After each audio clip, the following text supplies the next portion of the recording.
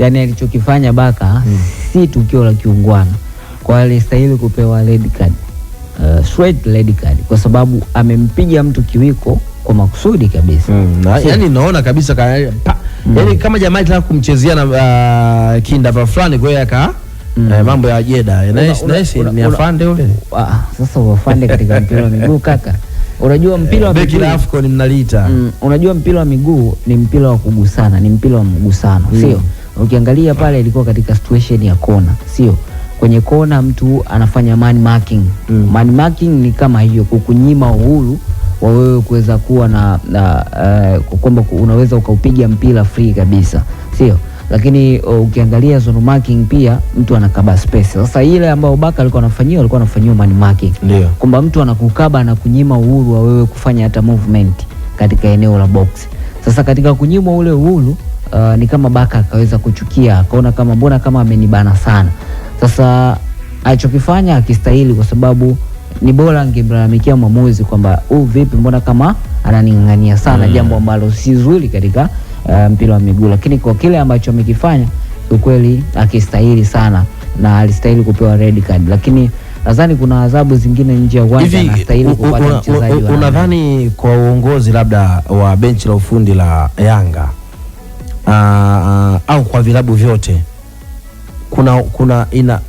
kuna uwezekano au inapaswa kuwepo kwa adhabu, kwa mfano kama kile ambacho amekifanya Ibrahim Baka, ili kumualert mchezaji kutoweza kuhatarisha maisha ya mchezaji mwenzie, kwa sababu ndio maana unakuta mtu anapewa red kwa sababu kiwiko ni ishara ya kumfanyia madhambi ya adhabu kubwa. Maana yake red ni adhabu kubwa ambayo inakuwa straight. Tumeona mwamuzi hajaona wala Reisman hajangamua, lakini kawapo kwa utaratibu mimi naona kwamba baada ya tukio kama lile basi uongozi pia unaweza kusema bwana tunakulima raka mshahara kidogo, kwa sababu mbele unaweza kuikosti timu. Uongozi wa club haiwezekani. Na pale kwa nafurahia wao wanaangalia bwana wanangamuaje hapa. Unajua uongozi kitu ambacho wanaweza kufanya baada ya mchezo, watakana mchezaji wao watamwambia bana, umekuwa na muendelezo mbaya sana wa kuweza kufanya alafu hatari sana kiwanjani. Ndio. Umefanya NBC Premier League mechi 5 ukakosa. Umefanya tena katika Mapinduzi Cup, bahati mbaya au bahati nzuri mwamuzi hajakuona, sio? Lazima ubadilishe aina yako ya uchezaji. Kwanza control emotions zako ukiwa uwanjani, kwa sababu pale mnacheza wachezaji wengi mkiwa na kaliba tofauti. Usitegemee namna ambavyo wachezaji wenzako wanakukaba katika kiwanja cha mazoezi ama mnakabana ndivyo ambavyo wachezaji wa timu pinzani watakukaba kiwanjani, sio? Hivyo ni vitu viwili tofauti. Kwa lazima emotions zako ziwe chini, lakini pia tempo yako iwe chini. Wanakuambia play be positive, play fair, be positive unapokuwa uwanjani, kwa ajili ya kulinda maisha ya mchezaji mwenzako. Hicho ndio kitu cha kwanza uwanjani. Kwa hiyo nadhani kama klabu ni lazima wakae nayo wamshauri, kwa sababu kwa mara nyingine anaweza akafanya katika michezo ambayo ni ya maamuzi akaikosti timu moja kwa moja. Kwa mfano chukulia kwamba ingekuwa hii ni hatua ya robo finali, sio? Alafu kuna VAR, unataka kwenda hatua nusu finali, labda Champions League, sio? Moja kwa moja umeshapunguza idadi ya wachezaji na umeipa mzigo timu. Mwisho wa siku timu inaweza kupoteza mchezo na kuondoka katika mashindano. Umeiona Yanga imepata test, maana baada ya mchezo huu wanakwenda kucheza na National Ali. Wamepata test ya kuelekea katika mchezo wa National Ali. Sasa hivi Musa Barakonte amekuwa kama anazungumzwa sana baada ya kupiga pia pasi ya upendo.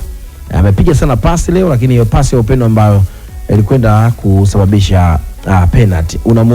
Unaiona Yanga kiujumla, na Barakonte anaona kama anarejea baada ya kugoma kwenda kwa mkopo.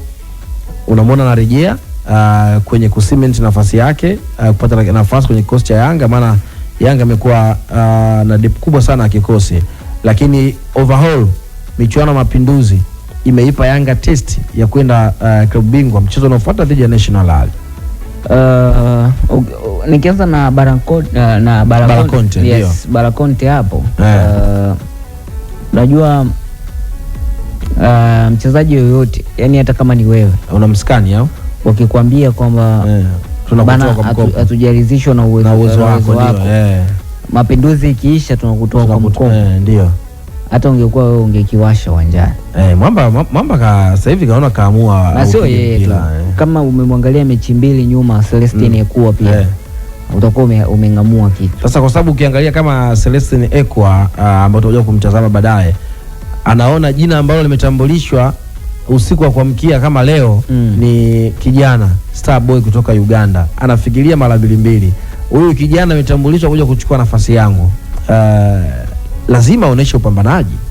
Yes, sasa hiyo ndio sababu kubwa ya kuona kina Bara Conte wanaweza kushine katika michuano hii. Kwa hiyo wanachojaribu kukifanya ni kujaribu kumwonyesha mwalimu bana, ulikuwa uone uwezo wetu, lakini mimi na uwezo wa namna hii. Ndicho ambacho kina Bara Conte wanajaribu kufanya, na of course wameonyesha performance nzuri katika michuano hii ya Mapinduzi. Lakini sasa tayari klabu imeshatengeneza mpango kazi wa namna ambavyo wanaenda katika raundi ya pili, sio moja kwa moja plani za kuwatoa kwa mkopo bado hazijabadilika. Labda kama Pedro Gonçalves aseme huyu tulikuwa tunapanga kumtoa kwa mkopo, lakini nimeona kitu cha ziada kutoka kwake, anaweza akasalia kikosini. Kwa hiyo kama alivyomkataa Maruf Chakei, kamuona kwenye mazoezi kasema huyu anifai. Yes, huyu bana siwezi hivi. Unaamini? Inawezekana kweli. Kwani wachezaji kaona Maruf Chakei amfai? Wachezaji wazuri si wanao, kuna wengine wanashindwa kuingia katika mifumo ya walimu. Sawa, inawezekana. Tumalize na tukiwa tunamalizia hapa, tumalizie na swala la Alan Okello. Yanga wamemtambulisha baada, tunafahamu kwamba engineer alienda Uganda kapambana sana, ingizo lake ndani ya Dar es Salaam Young African.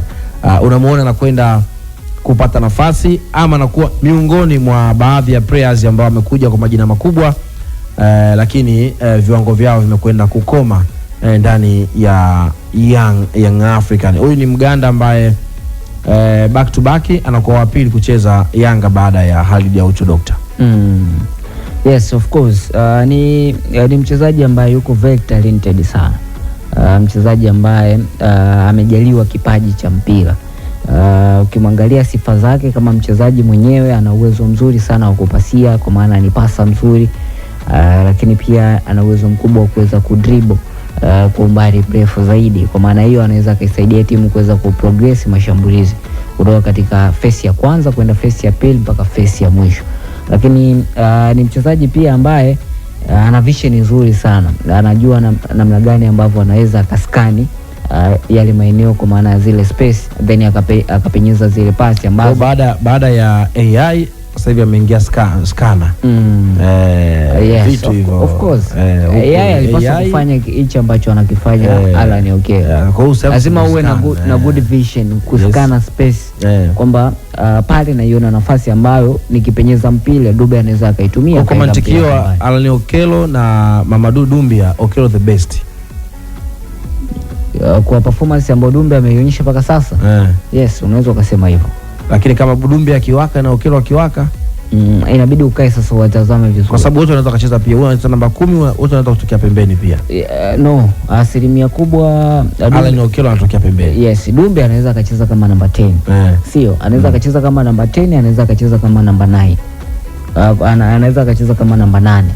Mamadou Doumbia. Yes, lakini Okello anacheza kama namba 10, lakini pia anaweza akacheza kama winga namba 7 na namba 11 au winga kulia. Anatokea 7 anatokea 11 anatokea. Hapo ndipo ambapo anaweza akakupa ubora wake. Ukimshusha chini zaidi anaweza asikupe kile ambacho unakitaka kutoka kwake, lakini ukimweka katika hayo maeneo ana uwezo mkubwa sana kukupa kilicho bora zaidi. Yes, kilicho bora zaidi.